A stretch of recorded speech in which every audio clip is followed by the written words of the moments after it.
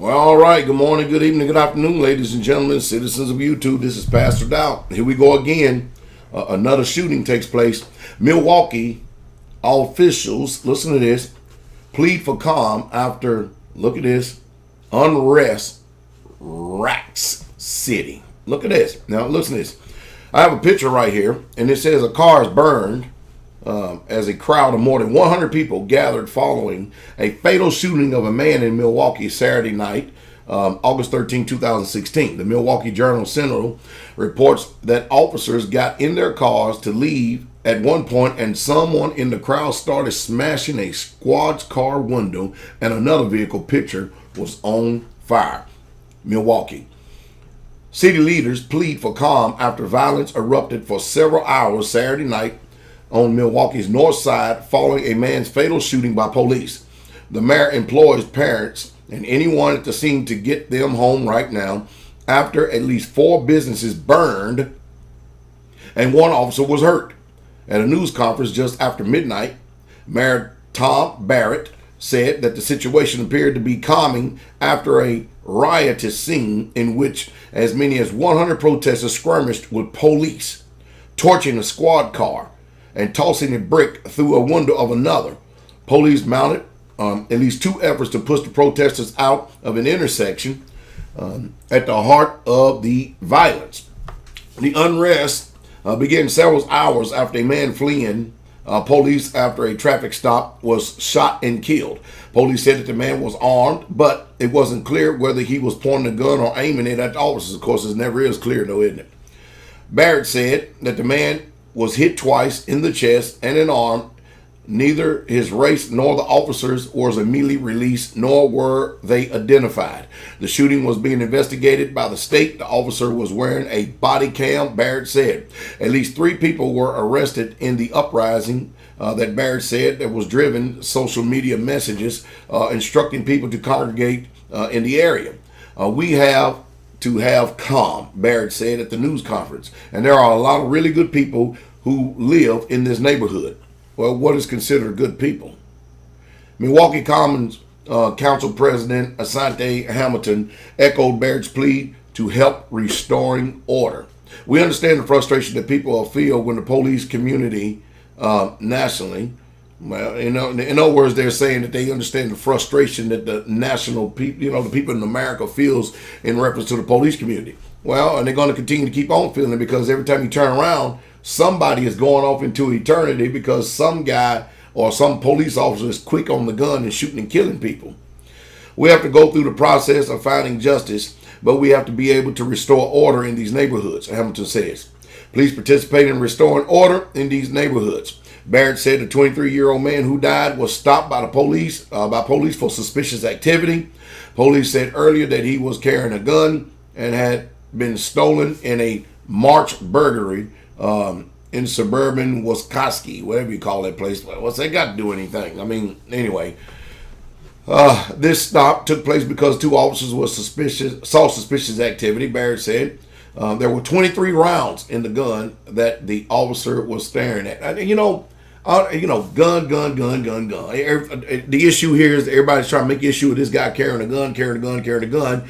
But my own personal opinion thus far, without all the evidence is why would these people be rioting and tearing up Milwaukee and causing all this civil unrest if there wasn't something wrong? You see, when you read news media spin on something, you're not going to get what you would get when there's boots on the ground, when someone's in the street. It's obvious that something is taking place heinously in order for people to be rioting, especially in Milwaukee, man, and be tearing up the place, breaking police cars, burning cars, tearing up businesses. This is Milwaukee, Wisconsin now. Huh? Think about that. But see, when you read the news media, it's always they put emphasis on somebody had a gun, but they never go through all the details of it. And of course, they never will rush to so-called judgment. Well, I tell you what, sounds like the public has become judge, jury, and they're executing in reference to this particular heinous act, because I say again, 100 people wouldn't be out there acting a fool, that's what they would call it, if there wasn't some shady business going on. And you better believe the spin is going to be in, because that's why they take all this time. The spin is in. Well, let's go on and see what it says right here. Police with shields and helmets moved slowly into an intersection after 11 p.m., telling a crowd about 50 people to disperse. Some threw rocks and other debris at police, who held up their shields.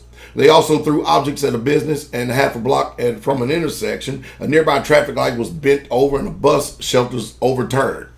The early standoff involved more than 100 people pushing against 20 to 30 officers. Officers got in their cars to leave at one point, and some in the crowd started smashing a squad's car's windows. Another police car was set on fire. The Milwaukee Journal-Sentinel reported that one of its reporters was shoved to the ground and punched.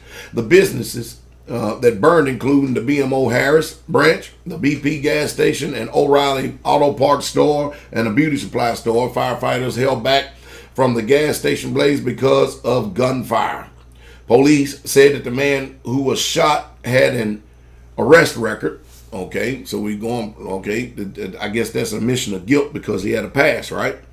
The 24-year-old officer who shot the man has been placed on administrative duty.